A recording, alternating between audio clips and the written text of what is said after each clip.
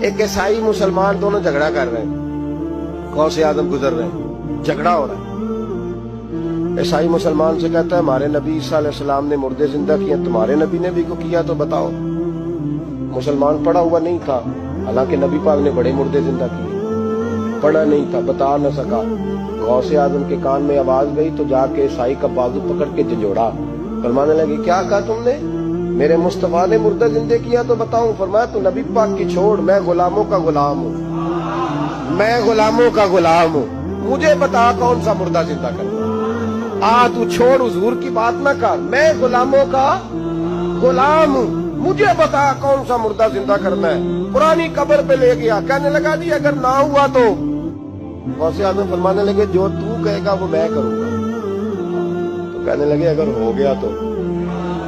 اگر تو غوث اعظم کہنے لگے نہ میرے خانقاہ پہ جا